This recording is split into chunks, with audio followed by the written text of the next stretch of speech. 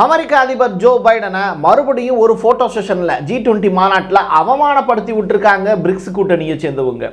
இதை சம்பவத்தை மனசில் வச்சுக்கிட்டு உக்ரைனை வச்சு பாரு எவ்வளோ பெரிய சாகசத்தை பண்ணி காட்டுறேன்னு லாங் ரேஞ்ச் மிசைலுக்கு அனுமதி கொடுத்து ரஷ்யாவை நியூக்ளியர் டென்ஷனில் வச்சிருக்காங்க. ஒட்டுமொத்த உலகமே 3ஆம் உலக போரை எதிர்நோக்கி காத்துக்கிட்டு இருக்கு. ரஷ்யா உக்ரைனுக்கான போர் 1000வது நாளில் நடக்கக்கூடிய அசாத்தியமான சம்பவங்கள் பற்றி தான் இன்னைக்கு பார்க்க போகிறோம். இன்னைக்கு நம்ம பேசப்படக்கூடிய இந்த வீடியோங்கிறது வரலாற்றில் மிக முக்கியத்துவம் வாய்ந்த சம்பவங்களை அடுக்கி வச்சிருக்கு. அதை வரிசையாக நான் சொல்கிறேன், தயவு செய்து கேளுங்க, உங்களுடைய நண்பர்களுக்கும் ஷேர் பண்ணுங்க. வாங்க பார்க்கலாம் உறவுகளே, இது பிரசாத் சிக்னேச்சர்.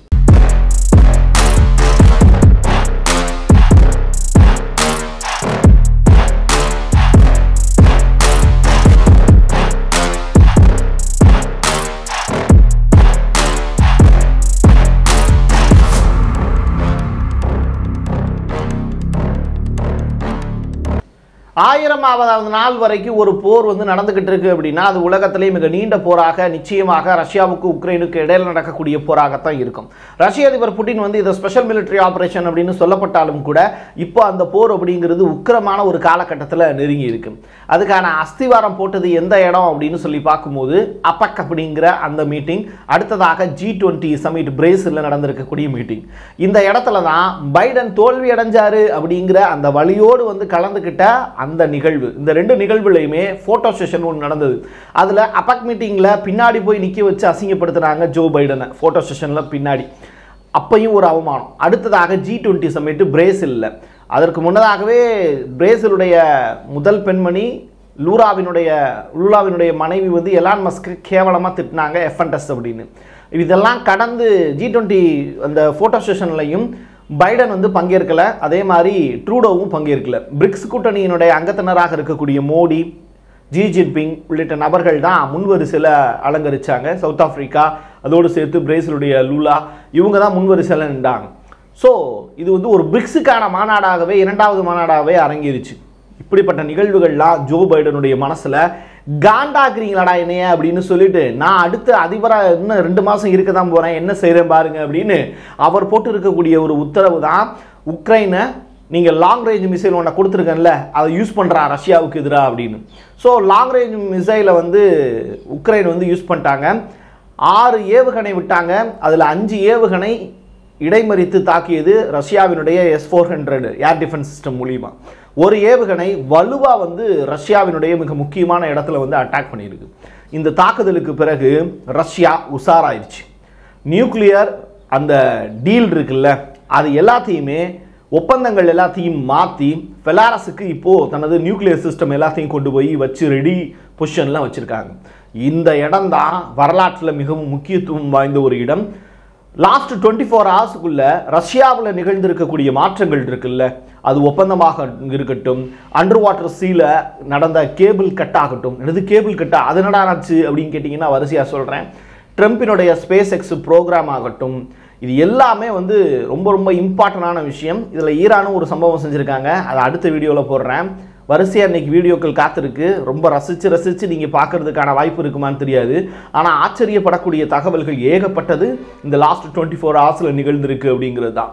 இந்த நவம்பர் மாதம் 19ஆம் தேதி அப்படிங்கிறத ஒட்டுமொத்த உலகமுமே மறக்க முடியாத நாளாக மாற்றி வச்சிருக்காங்க ரஷ்யாவினுடைய அதிபர் புட்டின் அவர்கள்.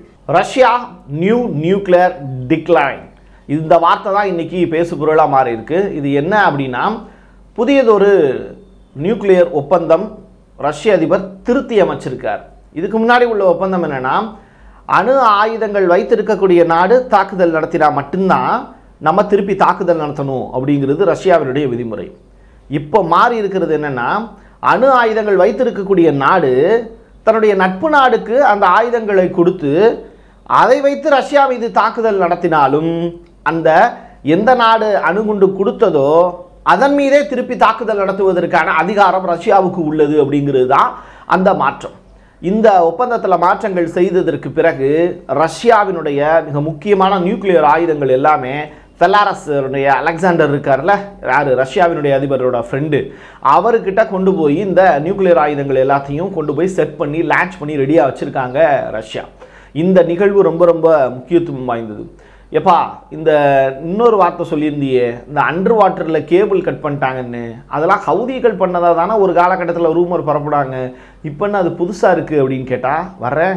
சினியா அப்படின்னு ஒரு கம்பெனி, அதாவது சி லைன் அப்படின்பாங்க, இவங்க வந்து ஒரு புகார் ஒன்று சிஎன்என்ல ரிப்போர்ட் ஃபைல் பண்ணுறாங்க. இவங்க வந்து ஒரு தனியார், இவங்க தான் இந்த அண்டர் வாட்டர் சீல போகக்கூடிய இன்டர்நெட் கேபிள் உலகத்து பல்வேறு இடங்களுக்கு போகுதில்ல, அந்த பகுதியில் இருக்கக்கூடிய கேபிள் எல்லாத்தையும் கண்காணிக்கக்கூடிய பொறுப்பு, அதை மெயின்டைன் பண்ண வேண்டிய பொறுப்பு எல்லாமே இவங்க கிட்ட தான் இருக்குது. இப்போ சிஎன்எனுக்கு இவங்க கொடுத்துருக்கக்கூடிய ரிப்போர்ட் என்ன அப்படின்னா, லிதுவேனியாவுக்கும் ஸ்வீடனுக்கும் இடையில போகக்கூடிய அந்த அண்டர் வாட்டர் இன்டர்நெட் கேபிள் வந்து கட் ஆயிருச்சு, இது வெளிப்புறத்தில் யாரோ ஒரு மனித தாக்குதல் நிகழ்த்தியிருக்காங்க அப்படிங்கிற விஷயத்தை அவங்க பதிவு செய்கிறாங்க.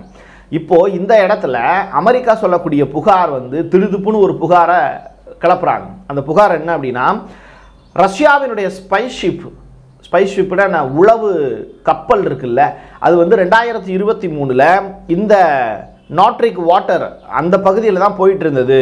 அதுவும் பால்டிக் கடல் இருக்குல்ல, அந்த பகுதி முழுவதுமே ரஷ்யாவினுடைய கட்டுப்பாட்டில் இருக்குது. அவங்களுடைய உளவு கப்பல்கள் தொடர்ச்சியாக அந்த இடத்துல ரவுண்ட் அடிச்சதை 2023 நாங்கள் கேப்சர் பண்ணி வச்சுருந்தோம். அவங்க மூலியமாக தான் இந்த தாக்குதல் நிகழ்த்தப்பட்டிருமோ அப்படின்னு ஒரு அபாண்டமான ஒரு குற்றச்சாட்டை ரஷ்யா மேலே துமத்துறாங்க. இந்த குற்றச்சாட்டு ஏன் இப்போ வருதுன்னு உங்களுக்கு புரியுதா? உக்ரைன் டைரக்டாக ரஷ்யா மீது 6 லாங் ரேஞ்ச் மிசைலை பயன்படுத்திட்டாங்க. அமெரிக்கா தான் இதுக்கு தூண்டுதலாக இருந்ததுங்கிறத ஓப்பன் ஸ்டேட்மெண்ட்டாக சொல்லிட்டாங்க. ரஷ்யாவும் நியூக்ளியருக்கு என்னை தாக்குனா நான் ரெடியாக இருக்கேன் அப்படிங்கிறத சொல்லிட்டாங்க. இப்படிப்பட்ட நேரத்தில் ரஷ்யாவை தாக்குறதுக்கு அமெரிக்காவுக்கு ஒரு வெப்பன் வேணும். அந்த செய்தி தான் ஆழ்கடலில் உலகத்துக்கு அச்சுறுத்தலை ஏற்படுத்தக்கூடிய இன்டர்நெட் கேபிளை ரஷ்யா கட் பண்ணிட்டாங்க அப்படின்னு. நார்த் ஸ்ட்ரீம் வரலாறு உங்களுக்கு ஞாபகம் இருக்கா? அதே மாதிரியான ஒரு நிகழ்வை மையமாக வச்சு இங்கே ஒரு பெரியதொரு போரை தூண்டுவதற்கான வேலையை அமெரிக்கா செய்கிறாங்க. இன்டர்நெட்டை கட் பண்ணிட்டோம் அப்படின்னா உலகளாவிய அளவில் பெரிய அளவிலான இந்த தொலைத்தொடர்பு அப்படிங்கிறது துண்டிக்கப்படும். ஆனால் சேட்டலைட் அப்படிங்கிற ஒரு விஷயத்தை மையப்படுத்தி இப்போது ரஷ்யா அடுத்த கட்டத்தை நோக்கி நகருது. ஸோ ரஷ்யா கிட்டையும் சேட்டலைட் ரீதியாக தொலைத்தொடர்புகளை வாங்குவதற்கான முயற்சிகள் இருக்குது. அதே நேரத்தில் அமெரிக்கா கிட்டையும் அதற்குண்டான திறன்கள் இருக்குது. இதை வச்சு தான் அடுத்த கட்டமான விளையாட்டு இருக்குது. இப்படிப்பட்ட நேரத்தில் தான் ட்ரம்ப் வந்து எலான் மஸ்கோடு சேர்ந்து ஒரு சம்பவத்திலையும் ஈடுபட்டிருக்காரு. அந்த சம்பவம் என்னன்னா, ட்ரம்ப்பும் எலான் மஸ்க்கும் சேர்ந்து ஒரு புதியதொரு அமைச்சரவையை உண்டாக்கியிருக்காங்க. அதுக்கு பேர் தான் டாகி அப்படின்னு. இப்போ அந்த அமைச்சரவையில் இருக்கக்கூடிய இந்த 2 மிக முக்கியமான நபர்களும் சேர்ந்து டெக்சாஸில் ஸ்பேஸ் எக்ஸினுடைய மிக முக்கியமான ஸ்டார்ஷிப் ராக்கெட் இருக்குல்ல, அதை ஏவிருக்காங்க. மிக முக்கியமான இன்டர்நெட் சேவை உள்ளிட்ட ஏகப்பட்ட விஷயங்களை எலான் மஸ்கினுடைய அந்த ஸ்டார்லிங்க் பர்ஃபார்மன்ஸ் வந்து தொடர்ச்சியாக கொடுத்துக்கிட்டு இருக்காங்க. உலகத்தினுடைய எந்த நாடுக்குமே இன்டர்நெட்டை கொடுக்கறதுக்கான வசதியை எலான் மஸ்கால் செய்ய முடியும். ஒட்டுமொத்த உலகத்தையும் இருண்ட உலகமாக மாற்றுவதற்கான வாய்ப்பையும் எலான் மஸ்கால் ஏற்படுத்த முடியும். உலகத்தினுடைய ஏலியன்களை தேடிக்கிட்டு இருக்கீங்க, அவர் தான் எலான் மஸ்க், அமெரிக்காவினுடைய அறிவிக்கப்படாத அதிபர் அப்படிங்கிற வளம் வந்துகிட்டு இருக்கார். அப்படிப்பட்டவரோடு சேர்ந்து அவருடைய அந்த ஸ்பேஸ் எக்ஸ் தளத்தில் வச்சு ஒரு பெரிய ராக்கெட் ஏவுறத ட்ரம்ப் பார்க்குறாரு. அப்போது பைடனுக்கு இவ்வளோ பெரிய அவமானம் நடந்தது, அவர் லாங் ரேஞ்ச் மிசைலை பயன்படுத்துறதுக்கு அனுமதி கொடுத்துருக்காரு, அடுத்த கட்டமாக 3வது உலகப் போர் தொடங்க போகுது அப்படிங்கிற மாதிரியான ஸ்டேட்மெண்ட் எல்லாம் சொல்கிறாங்களே, இதெல்லாம் பற்றி ட்ரம்ப் என்ன சொல்கிறாரு அப்படிங்கிற கேள்வி எல்லாருக்குள்ளேயும் இருக்கும். ட்ரம்ப் அமைதியாக இதை வேடிக்கை பார்த்துக்கிட்டே தான் இருக்கார். அடுத்த கட்டமாக அவர் ரஷ்யாவினுடைய அதிபர் புட்டின்ட்ட இன்னும் பேசலை, உக்ரைனுடைய அதிபர் ஜெலன்ஸ்கியும் ட்ரம்ப் கிட்ட பேசலை. ஏன் அப்படின்னா அவர் பேசிக்கிட்டு இருக்கிறது பைடன்ட்ட. இன்னைக்கு ஆளக்கூடிய அரசு அவங்க தான் அப்படிங்கிறதுனால அவங்க கிட்ட மட்டும்தான் பேசிக்கிட்டு இருக்காரு ஜெலன்ஸ்கி. அதுவும் அவர் சொல்லியிருக்கக்கூடிய மிக முக்கியமான விஷயம் அப்படிங்கிறது, நான் பேச மாட்டேன், எங்களுடைய மிசைல் தான் பேசும் அப்படிங்கிறது தான் ஜெலன்ஸ்கி உதிர்த்து இருக்கக்கூடிய வார்த்தைகள். இதுதான் இன்னைக்கு உலகத்தை பெரிய அளவில் இந்த சீட்டினுடைய நுனியில் வந்து தியேட்டரில் உட்காந்து படத்தை பார்க்குறோம் போது எப்போ பார்ப்போம்? கிளைமேக்ஸ் வரும்போது பார்ப்போம் இல்லையா? அந்த மாதிரியான சுச்சுவேஷனில் தான் நம்ம உட்காந்துருக்கோம். 1000 நாள் வந்துருச்சாம்ல உண்மையிலையா அப்படின்னு கேட்டால், ஆமாங்க, நம்மளும் சேனல் தொடங்கி 1000 நாள் ஆயிடுச்சு. நம்முடைய முன்னேற்றம் அப்படிங்கிறதும் ஒரு போர் மாதிரி தான். அது அரசாங்கத்தை எதிர்த்து அல்ல, அரசாங்கத்தோடு இணைந்து உலகின் வல்லாதிக்க சக்தியான அமெரிக்காவோடு இணைந்து இங்கே ஒரு டாலர் போட்டி அப்படிங்கிறது நடந்துக்கிட்டு இருக்குது. ஆனால் நமக்கு கிடைக்கக்கூடிய ரூபா அப்படிங்கிறது ரொம்ப கம்மியாக இருந்தாலும் என் மக்களோடு நேரடியாக என் கையெழுத்து பயிர்வதற்கான பெரிய வாய்ப்பு இருக்குது. ஆனால் ஜெலன்ஸ்கி மாதிரியான நபர்கள் அந்த மக்களுடைய ஓட்டுகளை வாங்கி டைரக்டாக யூரோப்பியன் பார்லிமெண்ட்டில் ஒரு காணொலி காட்சி மூலியமாக பங்கேற்று பேசுகிறார். அவர் பேசக்கூடிய விஷயம் என்ன தெரியுமா? நீண்ட நாள் சுதந்திரத்துக்காக நாங்கள் போராடுகிறோம் அப்படிங்கிற வார்த்தையை பதிவு செய்கிறார். அப்போது ஜெலன்ஸ்கி இன்னமும் தான் செய்கிறது தப்பு அப்படிங்கிறதையோ நேட்டோவில் அங்கத்தினராக வேண்டாம் அப்படிங்கிற ஒரு விஷயத்துலையோ முடிவெடுத்த மாதிரி தெரியல. தொடர்ச்சியாக போரை நடத்துவதற்கான வேலையை மட்டும்தான் ஜெலன்ஸ்கி செய்கிறாரு அப்படிங்கிறது தான் நீ வேதனை தரக்கூடிய விஷயம். உலகமே ஆச்சரியப்படக்கூடிய வகையில் ரஷ்ய அதிபர் புடின் கொடுத்துருக்கக்கூடிய மிக முக்கியமான இன்ஸ்ட்ரக்ஷன் என்ன அப்படின்னா, ரஷ்யா அவசர அமைச்சகம் கூட்டப்பட்டிருக்கு அப்படிங்கிறது.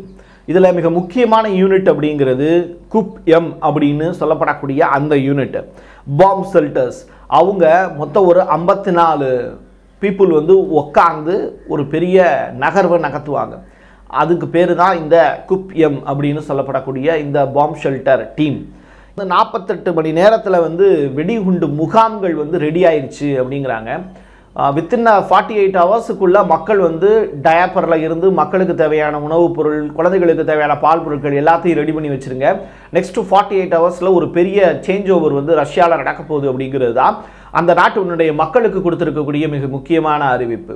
உங்களுடைய குழந்தைகளோ உங்களுடைய உறவினர்களோ யாராவது ரஷ்யாவில் இருக்காங்க அப்படின்னா உடனடியாக அவங்கள அலர்ட் பண்ணுங்கள். நம்முடைய தமிழ்நாட்டில் இருந்து பார்க்கக்கூடிய மக்கள், ஏன்னா நிறையா பேர் மருத்துவம் படிக்கிறதுக்காக வந்து ரஷ்யாவுக்கு போயிருப்பாங்க அப்படிங்கிற செய்திகள்லாம் நம்ம அறிந்த செய்திகள் தான், ரஷ்யாவுக்கு பக்கத்தில் இருக்கக்கூடிய இடங்கள் எல்லாத்துலேயும். ஸோ நீங்கள் வந்து பாதுகாப்பாக இருக்க வேண்டியது, உங்களுடைய பாதுகாப்பை உறுதி செய்ய வேண்டியது கட்டாயம். ரஷ்யா மிக முக்கியமான ஒரு கட்டத்தில் நிற்கிது அப்படிங்கிறது தான் இந்த செய்தி.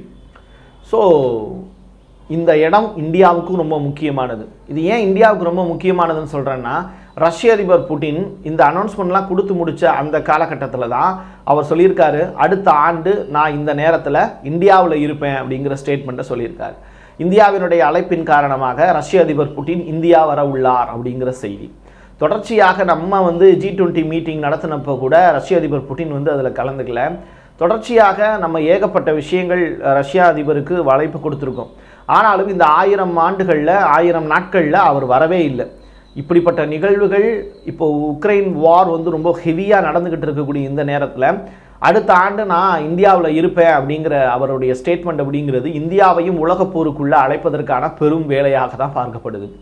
பிரிக்ஸ் கூட்டமைப்பு அங்கே நடந்த நிகழ்வு, இது எங்கே G20 மாநாட்டில் நடந்த நிகழ்வு, இது எல்லாத்தையும் நீங்கள் ஒப்பிட்டு பார்த்தீங்க அப்படின்னா இதுவரைக்கும் அணிசேரா நாடுகள் பட்டியலில் இருக்கக்கூடிய இந்தியா பிரிக்ஸ் அப்படிங்கிற கூட்டமைப்புக்குள்ளே சேர்ந்து ஒரு வலுவான கூட்டம் நீங்கள் உருவாக்கினா கூட 3வது உலகப் போரில் இந்தியா தலையிட்டாக வேண்டிய மிக முக்கியமான தேவைகளும் இப்போ ரஷ்யா உருவாக்கியிருக்கு. ரஷ்யாவினுடைய மிக முக்கியமான நபர் டிமிட்ரி மெட்வெதேவ் அவர் சொல்லியிருக்கக்கூடிய விஷயமும் உலகத்தை ஆச்சரியப்படுத்தக்கூடிய வகையில் இருக்குது.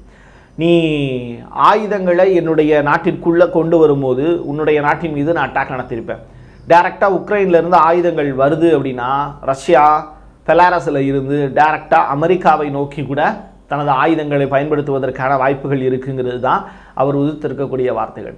ஸோ ஒட்டுமொத்த உலகமுமே பதட்டத்தில் இருக்குது. அடுத்த 48 மணி நேரம் அப்படிங்கிறது நமக்கு மட்டுமல்ல ஒட்டுமொத்த உலகத்திற்குமே மிக முக்கியமான நிமிடங்கள் தான்.